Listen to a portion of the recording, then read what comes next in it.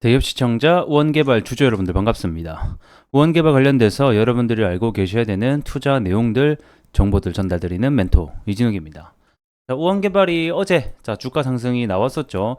그렇게 많이 나온 건 아니지만 약 3% 정도 주가가 나왔다가 오늘 다시 한 번 더 그 반납 폭을 이루어내고 있습니다.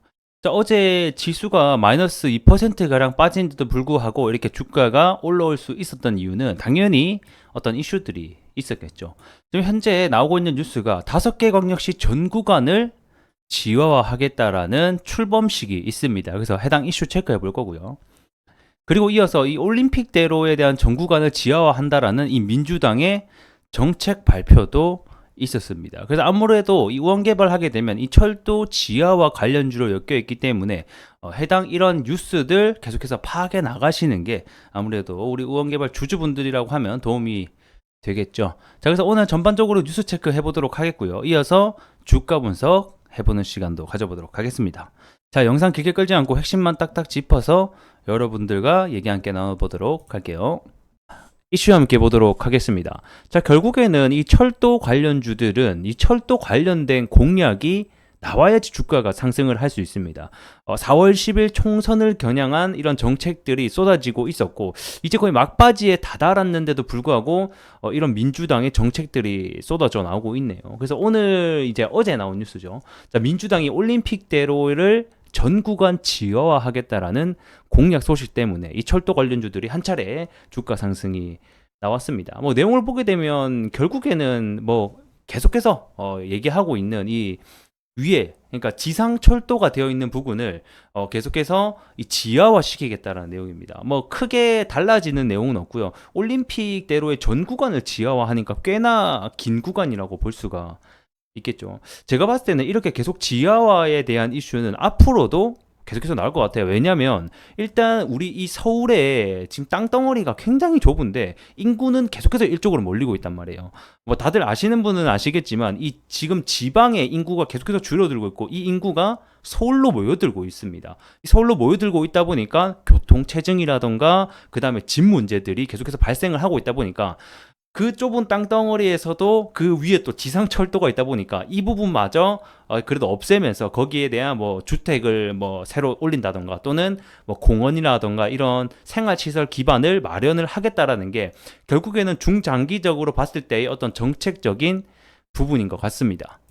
그래서 내용을 보게 되면 이 더불어민주당이 올림픽대로에 대한 전 구간을 총선 공약으로 추진하겠다라고 밝혔습니다. 자, 총선이 이제 일주일도 안 남은 상황인데 이거를 발표했다라는 것은 제가 봤을 때는 이게 이 총선 공약뿐만 아니라 27년에 대선까지 있잖아요. 그러니까 대선까지 이 지화와 공약이 민주당 그리고 국민의힘 여야 할 것 없이 계속해서 낼 것으로 보여지고 있습니다. 그래서 이러한 정책 관련주들은 지금 이제 총선이 끝나면 아무래도 한풀 꺾일 수가 있겠죠. 하지만 제가 아까 말씀드린 대로 27년 대선까지 있기 때문에 정말 내가 이 윗구간에서 물려 계신 주주분들이라고 하면 이 대선 공약까지도 좀 기대해 보면 중장기적으로 올라가지 않겠나 이렇게 좀 생각을 해보시면 좋을 것 같습니다. 결국에는 아시다시피 이재명이 또 최근에 이 지하화 공약을 꺼내 들었었고요. 그 다음에 야당 지금 현재 대표로 어떻게 보면 지지율 1위인 또 한동훈 같은 경우에도 이 총선 공약 중에 하나로 이 지하화를 꺼내 들었죠. 이렇게 두고 봤을 때는 제가 봤을 때 대선까지 간다라고 하면 이 지하화 공약이 계속돼서 27년까지 나올 것으로 보고 있습니다. 내용을 보게 되면 이 지하화가 되면 시민들에게 보게 되면 공원하죠. 자, 접근성을 높여서 한강을 시민에게 돌려드리겠다. 결국에는 이러한 지하화를 통해서 생활권을 확보하겠다라는 목적이 있는 것 같습니다. 그래서 자, 그리고 이슈 하나 더 보도록 하겠습니다. 자, 서울 지상철도 71km 구간 뿐만 아니라 이 5대 광역시를 전부 다 철도 지하화를 하겠다라는 소식이 들려오고 있습니다. 그래서 이 지금 협의체까지 출범을 한 상태인데 이 정부가 철도 지하화를 정말 마음을 먹은 것 같습니다. 그래서 서울의 구간을 보게 되면 경부, 경인, 경의, 경원, 경춘, 중앙선 등 해서 총 71km의 구간이 현재 검토 대상에 있고 제가 봤을 때는 이게 시간이 걸릴 뿐이지 하나하나 차츰 전부 다 지하화가 되지 않을까 이렇게 싶습니다. 이렇게 되면 그 규모가 굉장히 커지겠죠. 그렇게 봤을 때 이 철도 지하화 관련 철도 테마들이 한 차례 더 주가에 좀 훈풍을 불어넣을 수 있는 뉴스이자 내용들일 것 같습니다.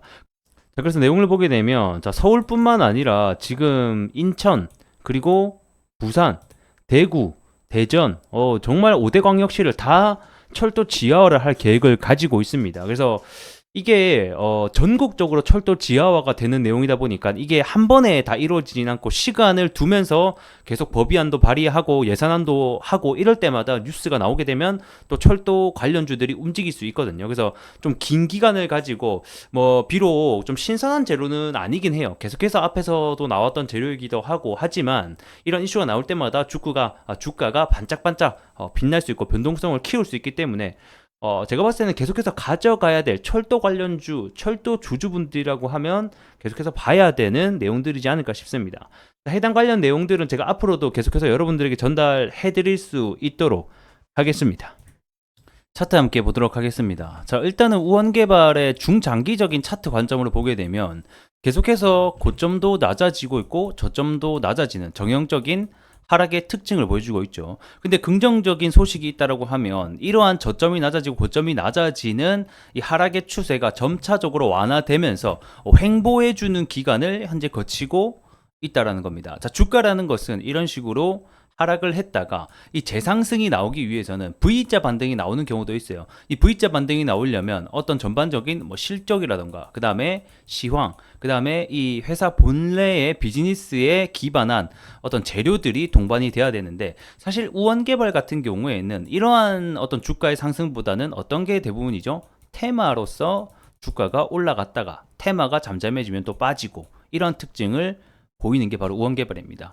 자, 다시 한번 말씀드리면 주가라는 것은 이런 식으로 내려왔다가 V자 반등이 아니라 재상승을 위해서는 횡보 구간을 거치고 이런 식으로 재상승하는 게 일반적인 주가의 패턴이라고 보시면 됩니다. 자, 그렇게 놓고 봤을 때 1번, 2번, 3번으로 놓고 봤을 때 우리 우원개발 같은 경우는 현재 2번 구간에 와 있다라고 보시면 좋을 것 같고 이제 하락을 어느 정도 멈췄고 횡보를 하는 구간이다 보니까 이제는 여기서 건설업에 대한 시향, 정부의 SOC 정책 그리고 금리 인하가 같이 함께 맞물린다라고 하면 다시 한 번 더 주가가 올라갈 수 있다.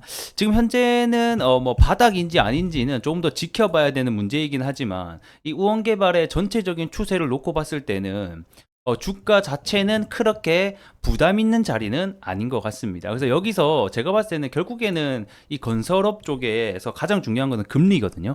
금리가 떨어지는 시점에 다시 한 번 더 건설업의 전반적인 턴어라운드 시향이 돌아간다라고 하면 우원개발도 함께 좀 올라가지 않겠느냐라고 보고 있습니다. 그렇기 때문에 우리가 봐야 될 것은 결국에는 24년도 올해 하반기에 금리 인하가 예정되어 있기 때문에 이런 금리 인하가 예정이 되면서 금리 인하가 되면서 건설업 시장이 전반적으로 올라올 수 있는지에 대한 부분을 좀 살펴보셨으면 좋겠고 방금 아까 말씀드린 대로 27년에 대선이 있습니다. 이 대선까지 결국에는 철도 지하화 그 다음에 정책들이 꾸준히 나올 거기 때문에 중장기적인 관점으로 봤을 때는 여전히 좀 매력적인 구간이 아닌가 이렇게 전망해 드리도록 하겠습니다. 일단 주가 자체가 아래 하단으로는 2,750원 그리고 상단으로는 3,500원 구간 안에서 박스권을 그려주면서 움직이고 있기 때문에 사실상 이 박스권 안에서 주가가 크게 거래량이라던가 뭐 어떤 악재 또는 재료를 터트리지 않는 이상 여기 구간 안에서 노는 것은 크게 개의치 않으셔도 좋을 것 같습니다. 만약에 하단을 이탈한다거나 또는 상단을 돌파할 경우에 제가 또 여러분들에게 해당 이슈라던가 수급 분석 충분히 해드릴 테니 참고 부탁드리겠고요.